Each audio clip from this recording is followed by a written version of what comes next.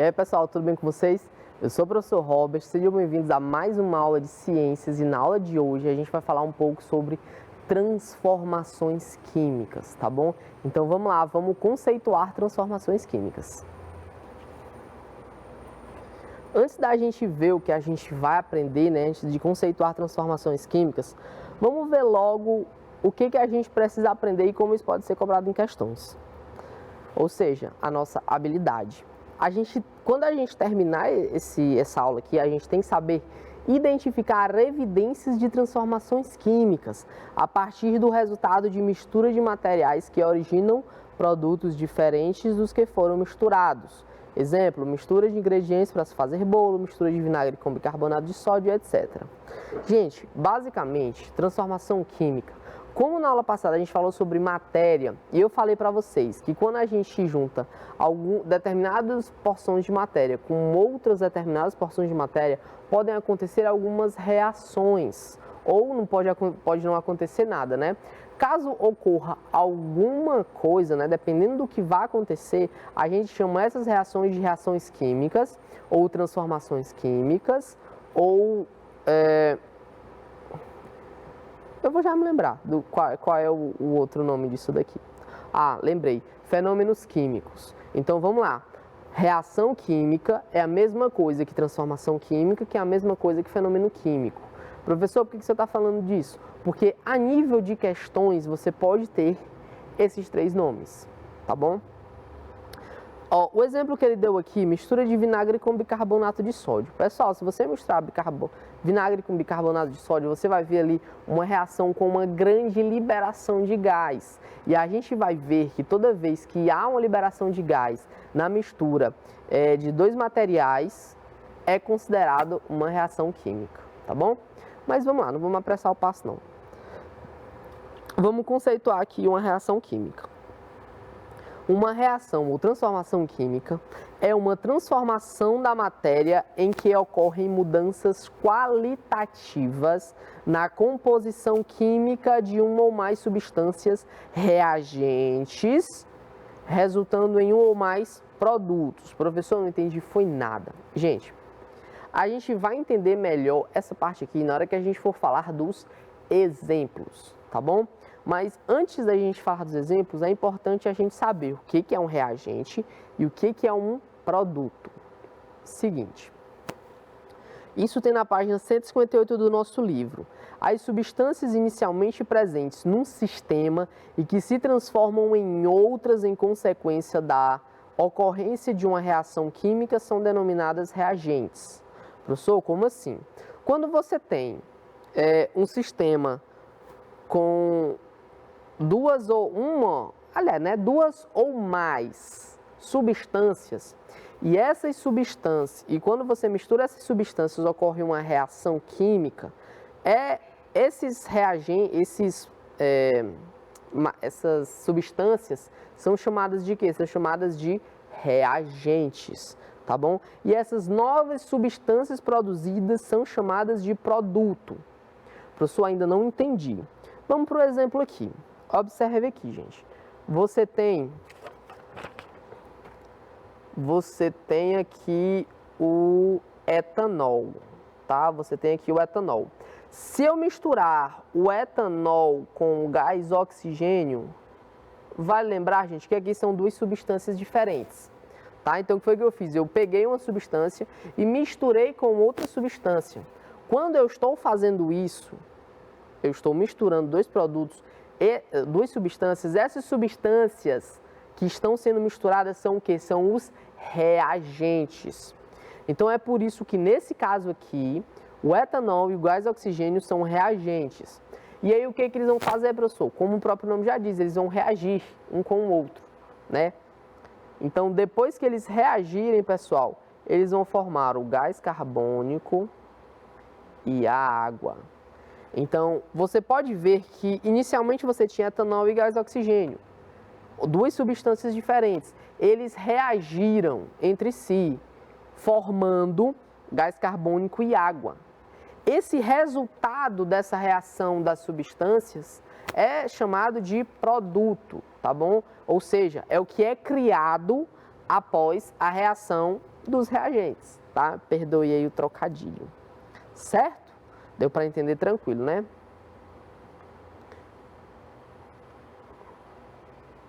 Agora vamos lá. Agora que a gente já sabe o que é reagente, o que é produto, a gente vai falar sobre um exemplo clássico de reação química, que é a combustão. Professor, o que é combustão? A combustão consiste na reação química entre dois ou mais reagentes, e aí você tem combustível e comburente, com ganho de liberação de energia na forma de calor. Alguns exemplos são as queimas da madeira, do papel, da gasolina, entre outros. Pessoal, seguinte, vamos deixar um pouco da definição de reação química de lado. Observe o seguinte, observe na definição que eu vou dar aqui. Toda vez que novas substâncias são formadas, você está ali presente em frente a uma reação química. Eu vou repetir. Todas as vezes que você tem novas substâncias sendo formadas após uma reação, ali você está presente em uma reação química, tá bom? Professor, exemplo. No caso da combustão, eu vou dar o exemplo aqui da queima do papel. Imagine que você tem uma folha de papel e aí ela entra em combustão. Professor, o que é mesmo combustão, assim, ao pé da letra? Gente, combustão nada mais é do que você tacar fogo. Simples assim. Você tem um pedaço de papel, você taca fogo naquele papel, aquele papel entra em combustão. E o que acontece, pessoal? O papel, ele simplesmente deixa de ser papel, tá? E seria completamente diferente se eu pegasse esse papel e amassasse. Se eu pegar uma folha de papel e amassar essa folha, vai deixar de ser papel? Não vai deixar de ser papel. Só não vou poder usar mais para nada porque ele vai estar amassado. Mas se eu pegar esse papel e tacar fogo nesse papel, ele vai deixar de ser papel. Ou seja, após essa reação de combustão, novas substâncias foram formadas. Inicialmente você tinha papel, celulose. Depois de você tacar fogo, você não tem mais papel, você tem cinzas ali. Novas substâncias foram formadas. E outro detalhe, pessoal, na combustão há liberação de gás. Já já a gente vai ver que isso é muito importante. E esse gás, se for uma combustão completa, ele libera CO2. Se for uma combustão incompleta, ele libera CO, monóxido de carbono, que é extremamente tóxico para a gente, tá bom? Então, deu para entender direitinho. Se você tem novas substâncias sendo formadas, você está diante de uma reação química, tranquilo? E aí o caso do papel, né, é bem clássico. Agora, como é que a gente sabe se determinado sistema houve uma transformação química? Assim, de uma forma bem completa, né? Eu só dei um exemplo aqui, mas a gente vai ver isso de uma forma bem completa. Na página 155 do nosso livro tem o seguinte: para saber se houve uma reação química, a gente precisa comparar as propriedades das substâncias presentes nos sistemas, no estado inicial e no estado final, tá bom? Imagine que o sistema escolhido para o estudo seja um pedaço de ferro e que ele seja observado antes e depois de ser serrado ao meio. A substância inicialmente presente, que é o ferro, possui exatamente as mesmas propriedades da substância presente no final, que também é o ferro, tá bom? Então, o que ele está dizendo aqui? Ele está dizendo que se você pegar um pedaço de ferro e serrar o ferro ao meio, novas substâncias foram formadas? Não foram. Inicialmente você tinha uma barra de ferro, agora você tem a mesma barra de ferro, só que serrada ao meio. Então, não deixou de ser ferro. Novas substâncias não foram formadas, tá bom? Então, se não foram formadas, a gente não está diante de uma reação química. Professor, então, do que a gente chama isso? A gente chama de fenômeno físico, tá bom? Tranquilo? Então, se não é reação química, se não é fenômeno químico, é o quê? Fenômeno físico. Se não é fenômeno químico, é fenômeno físico, beleza? Então, concluindo aqui, né? Serrar um pedaço de ferro não é, portanto, uma transformação química, já que nenhuma substância foi formada. E aí, é como eu falei para vocês, né? Que isso fique bem claro. Outro exemplo de reação química é a combustão do etanol. Para ver a combustão, né, que a gente chama, é só uma palavra bonita para queima, para tacar fogo. Então, para que ocorra essa queima do etanol, professor, o que é etanol? Etanol nada mais é do que álcool comum. É necessária a presença do gás oxigênio, por exemplo, do ar. Gente, seguinte, absolutamente todas as combustões precisam de gás oxigênio. Quer ver um exemplo? De quando você estiver próximo a um responsável, tá? Papai, mamãe, vovó, enfim. Peça para ele acender uma vela, coloca a vela aqui em cima da mesa, depois você coloca um copo em cima da vela. O que vai acontecer? Após um curto período de tempo, aquela vela vai apagar. Mas por quê? Porque quando você colocou o copo ali, o gás oxigênio que estava fora não conseguiu entrar em contato com a vela. E para ter combustão, obrigatoriamente eu preciso de gás oxigênio. Então, quando aquela chama consumir todo o gás oxigênio que está dentro do copo, o que vai acontecer? Ela vai apagar, tá certo? Então, só lembrando, para ter uma combustão, eu preciso obrigatoriamente de gás oxigênio, certo? Agora, continuando. Ambas as substâncias transformam-se durante a substância em duas novas substâncias, a água e o gás carbônico, também chamado de dióxido de carbono, que é esse gás, gente, que formam as bolhas nos refrigerantes, que é um exemplo de transformação química.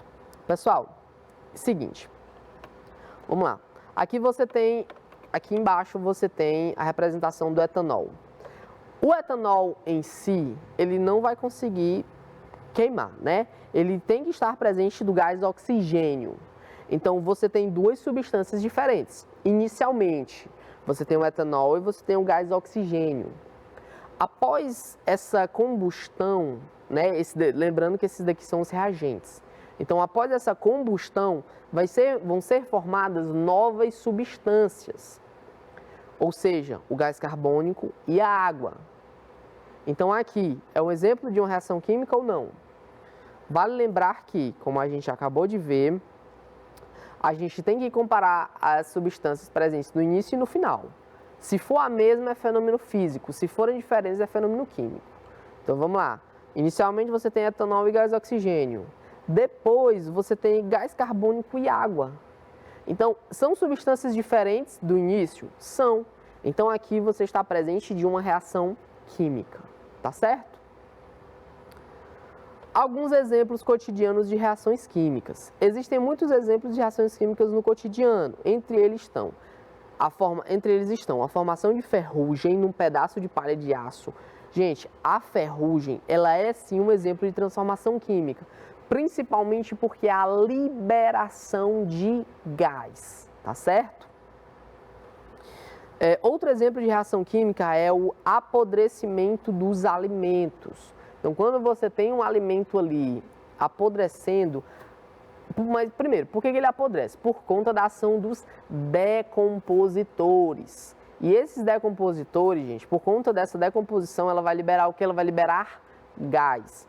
Então, todas as vezes que houver liberação de gás em determinadas reações, você está ali presente de uma reação química, tá bom? Outro exemplo, a produção de humus no solo. Professor, o que é humus? É basicamente matéria orgânica em decomposição. Então, tudo que é decomposição que a gente conhece é um fenômeno químico, tá bom? Que altera o seu estado inicial. Outro exemplo, a queima de gás no fogão e da gasolina, do etanol, do gás natural ou óleo diesel no motor de um veículo. Absolutamente todas as combustões são reações químicas. Ou seja, taca o fogo, reação química. Tá pegando fogo, é reação química. Beleza? Agora, quais evidências podem indicar que em um determinado sistema ocorreu uma reação química? Pessoal, seguinte, não é do tempo de vocês, né? Uma série chamada CSI, mas assim como alguns crimes, né, as reações químicas elas também deixam algumas evidências.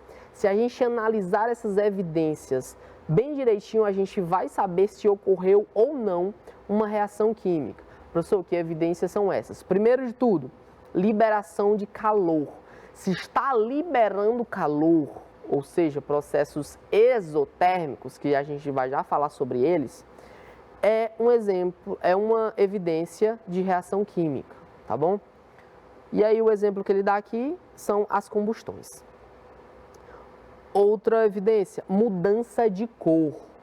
Por exemplo, quando um alvejante é derrubado por descuido numa roupa colorida. Então, inicialmente você tinha uma roupa colorida, derrubou o alvejante ali sem querer, ocorreu ali uma mudança de cor. Na grande maioria das vezes, se há mudança de cor, você está ali, aquilo dali é uma evidência de reação química, tá bom? Mudança de odor, por exemplo, quando frutas, carnes e outros alimentos apodrecem. Essa daqui, gente, é outra evidência claríssima de uma reação química, tá bom?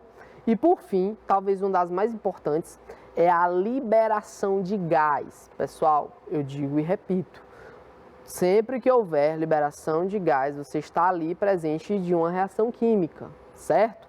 O exemplo que ele deu aqui é quando você joga um comprimido efervescente na água, certo? Então, quando você joga esse comprimidinho na água, ele entrando em contato com a água, ele libera uma grande quantidade de gás, tá bom? Aqui, ó, que você tem um exemplo de uma vela. Tá pegando fogo? Tá. Se tá pegando fogo é o quê? Fenômeno químico, beleza? Ou reação química ou transformação química. Aqui, gente, você tem uma roupa manchada com um alvejante. Aqui você tem o que caracteriza uma mudança de cor. Se há mudança de cor, na imensa maioria das vezes, você está presente de uma reação química, tá bom? Outro exemplo aqui é a mudança de odor, né? Aqui você tem, eu não sei nem que fruta é essa, né? Acredito que seja um limão ou uma laranja. Inicialmente você tinha uma laranja cheirosinha e tal, cheirando a laranja e tal. Só que por conta da ação dos decompositores, você tem ali uma mudança de odor. Então, toda vez que houver uma mudança de odor, muito por conta da liberação dos gases, você está presente a uma reação química, ou transformação química ou fenômeno químico. E aqui você tem um comprimidozinho sendo jogado na água. Perceba, gente, que quando você joga esse comprimidozinho na água, você percebe, ó, essas bolinhas. Essas bolinhas aqui, gente, nada mais são do que gás, tá bom? Liberação de gás, tá? Então, essas daqui são as 4 maiores evidências de uma transformação química. Agora, vamos lá. Vocês lembram que eu falei para vocês anteriormente sobre substâncias? Quando você pega uma substância e mistura com outra e tal. Mas, professor, o que é uma substância? Gente, seguinte, basicamente tudo que a gente conhece é formado por átomos, tá bom? Quando esses átomos se unem, eles formam substâncias. E essas substâncias podem ser simples ou podem ser compostas. Quanto às substâncias simples, pessoal, é quando você tem a união de átomos de um mesmo elemento, tá? A gente vai estudar a tabela periódica só lá no 9º ano, mas existem alguns elementos que a gente já conhece, né? Como, por exemplo, o oxigênio, o nitrogênio, o hidrogênio, o sódio e o cloro, né? Que são exemplos de elementos químicos que estão presentes, por exemplo, no nosso sal, né? Aliás, gente, uma curiosidade. O Na, que é o sódio, se ele entrar em contato com a água, ele gera ali uma explosão. O cloro, durante a Segunda Guerra Mundial, infelizmente, os nazistas utilizavam para matar pessoas nas câmeras de gás, fazendo com que eles inalassem o gás cloro, tá bom? Isso daqui, gente, só que o sódio e o cloro unidos formam um sal de cozinha, tá? E aqui foi só uma curiosidadezinha, tá? Agora, voltando aqui, substância simples é quando você tem átomos de um mesmo elemento unidos. Exemplo, gás hidrogênio é quando você tem um átomo de hidrogênio unido com outro átomo de hidrogênio. O gás oxigênio, que a gente utiliza para fazer a respiração do nosso corpo. O gás hidrogênio é quando você tem um átomo de oxigênio unido com outro átomo de oxigênio. Ou, no caso do gás ozônio, né, a gente tem a camada de ozônio que protege o nosso planeta da radiação. É quando você tem 3 átomos de oxigênio unidos, tá bom? Então, quando você tem átomos de um mesmo elemento que estão unidos, você tem a chamada substância simples, tá bom? No caso da composta, é quando você tem átomos diferentes que se unem, como por exemplo, aqui você tem um átomo de hidrogênio e aqui você tem um átomo de cloro. Quando você une os dois, você tem uma chamada substância composta. Aqui, gente, você tem o sal de cozinha, o chamado cloreto de sódio. Na, o sódio, e o cloro. São de átomos diferentes, mas que podem se unir, formando aí a chamada substância composta. Aqui você tem um gás carbônico, que é o que as plantas utilizam para fazer a fotossíntese e é o que a gente expira do nosso corpo, né, após a respiração. Aqui você tem a água, né? A água, 2 átomos de hidrogênio ligado com um átomo de oxigênio, ou seja, elementos químicos diferentes, mas que podem se unir, tá bom? E quando isso acontece, a gente chama isso de substâncias compostas. Tranquilinha essa parte, né? Agora, gente, a gente vai falar um pouco sobre reações de decomposição. Pessoal, você pode ter algumas substâncias que em contato com a luz, em contato com corrente elétrica, elas podem sofrer decomposição, ou seja, elas podem simplesmente deixar de existir, né? Elas podem se separar, formando ali uma nova substância.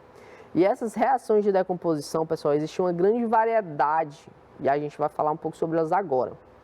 Existe uma grande variedade de reações químicas. Tipos bastante importantes são as reações químicas de decomposição, nas quais uma única substância reage, originando como produtos 2 ou mais substâncias. Pessoal, seguinte, até aqui, a gente viu reações químicas que você tinha 2 reagentes, tá bom?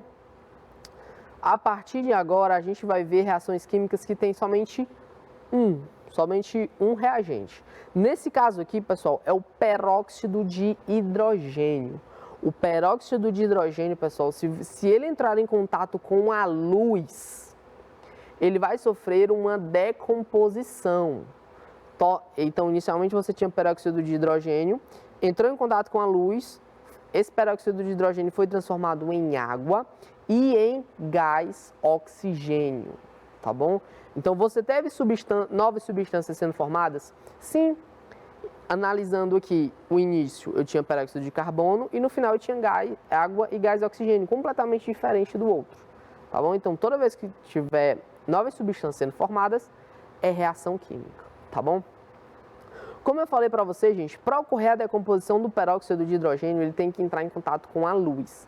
Toda vez que ocorre uma reação de decomposição com a presença de luz, a gente chama de fotólise. Fotólise, tá bom? Toda vez que ocorrer uma reação de decomposição na presença de fogo, pirólise, tá certo? Pirólise. Toda vez que ocorrer uma reação de decomposição na presença de corrente elétrica, a gente chama de eletrólise, tá bom? Eletrólise. A gente vai falar melhor, vocês vão entender melhor quando a gente falar, quando a gente vê algumas questões falando sobre isso. Agora a gente vai falar um pouco sobre processos exotérmicos e processos endotérmicos. Seguinte, pessoal, quando a água líquida é colocada em um congelador, ela perde calor para o ambiente, tá? Vale lembrar que, segundo a segunda lei da termodinâmica, que vocês vão ver só lá no ensino médio, mas não custa nada falar para vocês aqui agora, o que acontece, gente? Quando você tem corpos diferentes com temperaturas diferentes. Aquilo que está com a temperatura maior, ou seja, que tem mais calor, ele transfere para o outro, até entrar em equilíbrio, tá bom? Então, nesse caso aqui, gente, você tem a água líquida sendo colocada no congelador. No congelador, gente, é de se imaginar que ele esteja numa temperatura menor do que a água. Então, o que acontece? Aquela água ela vai perder calor para o ambiente. O resultado dessa perda de calor, gente, é o congelamento, tá bom? Essa água, inicialmente, ela está líquida, ela vai passar para o estado sólido. Assim, quando a água líquida passa para o estado sólido, ocorre um processo que libera calor. Nesse caso aqui, quem liberou calor foi a água, tá? Ela perdeu calor para o ambiente. Então, quando isso acontece, a gente está presente de um processo chamado exotérmico. Os processos, ou seja, mudanças de estado e de reações químicas que liberam calor são denominados exotérmicos, tá bom? Então, é o exemplo que eu dei para vocês da chama. A chama, pessoal, ela está liberando calor, tá ou não tá? Então, quando isso acontece, a gente chama de processo exotérmico, beleza? Agora, também há um fenômeno que absorve o calor. Exemplo, se um pedaço de gelo for deixado à mesa em temperatura ambiente, o que vai acontecer, pessoal? É de se imaginar que a temperatura ambiente seja uma temperatura maior do que a do gelo. É ou não é? A temperatura ambiente aqui em Teresina é aproximadamente 35 graus. Vamos usar 30 graus.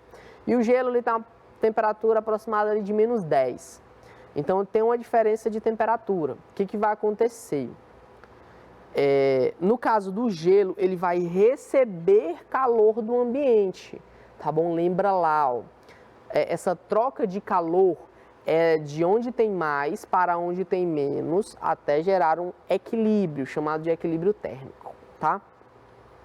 Então, quando esse pedaço de gelo receber calor do ambiente, isso vai provocar fusão do gelo.